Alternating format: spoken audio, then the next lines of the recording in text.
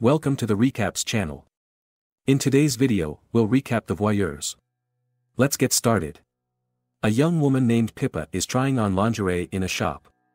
She is filled with excitement, as she has just moved into a new apartment with her boyfriend, Thomas, in Montreal.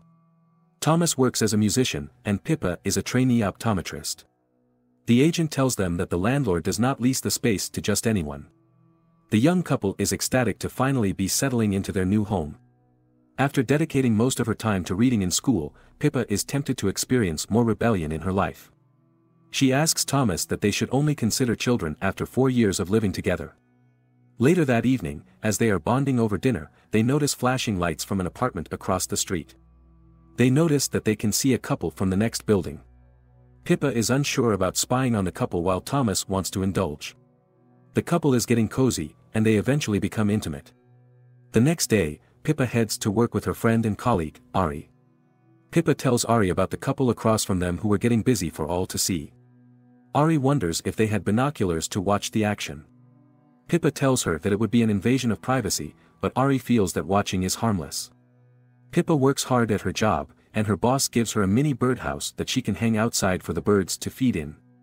Meanwhile, they continue to spy on their neighbors. Pippa and Thomas banter and try to guess their neighbors' names. They assign their neighbors the names Brent and Margot. They see Brent eating in the kitchen while Margot is on her headphones folding clothes. They notice Brent starts to choke and panic since Margot can't see. Thomas is tempted to call 911, but Pippa tells him to go over instead. However, Margot manages to see Brent and saves him just in time. Their interest in their neighbors keeps building by the day. Later, Pippa notices Margot leaving for a trip as she checks out Brent, who stands half naked by the window. One day, Pippa spots a pair of binoculars in a shop and decides to buy them. The binoculars make the watching more exciting, especially when the guy invites a lady who was at the house earlier for a shoot, and things get steamy between him and the model. Later, Pippa and Thomas meet up with their friends, Ari and Joni, for a coffee date. They fill them in on the details of the neighbors' love lives. Pippa wishes she could hear what the neighbors were saying to each other. Joni remembers spying on someone's conversation using a rigged Jerry laser pointer with a long-range microphone. Pippa becomes curious about setting up a microphone. Thomas explains that for the idea to work, they would have to sneak into their house and perfectly place a mirror behind the window to capture the sound. Pippa notices the neighbors setting up for a party, and she gets the idea for them to sneak into their apartment. They successfully set up the microphone as planned during the party. Brent carries Pippa to where he has set up a mini photo booth. Thomas is hesitant, but he eventually agrees to take a picture with Pippa. Their plan is a success. However, to their dismay, the first conversation they hear is an argument between their neighbors. She accuses him of cheating, but he denies it. He manipulates her and gets her to apologize instead. The argument affects Pippa, making it hard for her to concentrate at work the next day. Coincidentally, Margot, whose real name is Julia, visits l'optique to replace her glasses. The two end up bonding, and Julia invites Pippa on a spa date. They exchange contacts and agree to set a date. Meanwhile, Thomas is at home working on a jingle for an advertisement. Exhausted from work, Thomas grabs the binoculars and decides to watch Brent, who is photographing another model. Later, Pippa eagerly shares the exciting details of her upcoming spa date with Julia, but Thomas is growing weary. Pippa feels a moral responsibility towards Julia, especially since she knows her husband has been cheating on her. Thomas reminds Pippa that it's none of their business. Pippa and Julia meet up and go to the spa. They discuss their lives, and Julia reveals that she was a model but didn't finish school. Pippa discovers that Julia's husband is named Sebastian, and Julia hints at struggles in their marriage. Pippa offers comfort but accidentally calls her Margot. Seb continues his double life as a photographer and womanizer. Pippa spies on him and finds use protection hidden in their dustbin. One night, Pippa wakes up and resumes watching Julia. She decides to connect to Julia's printer to inform her about Seb's escapades. Pippa types a message to Julia, urging her to check the dustbin for the evidence. Julia is hurt and disappointed. In the middle of the night, Thomas discovers Pippa's actions and confronts her.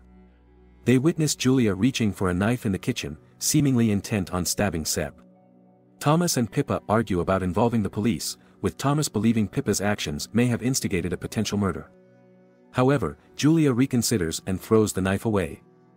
The next morning, Pippa and Thomas have a heartfelt conversation. Thomas expresses his disappointment, and Pippa promises to discard the binoculars and never see Julia again. As they embrace, Pippa notices that Julia has instead stabbed herself. Thomas is shocked and decides to leave. He breaks up with Pippa, blaming her for not listening to him and contributing to Julia's death. Pippa spots Julia's glasses and tries to call her phone, hoping that what she witnessed isn't true. In a voicemail message, Pippa apologizes. The days and nights become lonely for Pippa as she grapples with self-blame and the aftermath of a failed relationship. She continues watching Seb, who leaves his house to have a drink at the bar. Pippa's curiosity grows deeper, and she heads to the same bar, taking a seat at a table. She watches Seb intently until he notices her through the mirror. Pippa feels fear but maintains a cool demeanor. Seb seems to recognize her, but Pippa denies ever meeting him. They end up keeping each other company at the bar. Eventually, Seb suggests they go back to his place to continue the party. With emotional investment in Seb's story, Pippa agrees, and they go to his place. As with the models before, Seb convinces Pippa to gradually undress, as he takes pictures of her. Pippa gives in to her desires, and they engage in intimate activities. Unbeknownst to Pippa, Thomas returns to the apartment with a bouquet, eager to make amends. He takes a sip of a drink in the fridge and pours the rest in the bird cage. There, he sees Pippa and Seb getting intimate, feeling hurt and betrayed. Pippa spends the night but leaves the next day. When she returns home, she finds the apartment door slightly open and discovers that Thomas has hung himself. Pippa is devastated, consumed by regret for losing the love of her life. Pippa notices a poster for Seb's exhibition and decides to meet Ari that evening to share the whole story, from the endless spying on the neighbors to her involvement with Seb. Pippa blames herself for Thomas's death, but Ari comforts her. Together, Ari and Pippa attend the exhibition. Pippa is shocked to see that Julia is still alive when Seb introduces her. The exhibition revolves around Pippa's tragic tale. It turns out that Pippa and Thomas moved into an apartment owned by Seb and Julia. One by one, the pictorial story reveals how Pippa moved in with Thomas, began watching their neighbors, snuck into a party, and bugged the apartment. It leads to Thomas's unfortunate demise.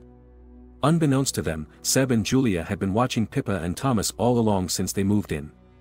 Feeling hurt and betrayed, Pippa runs off and goes to Seb's house.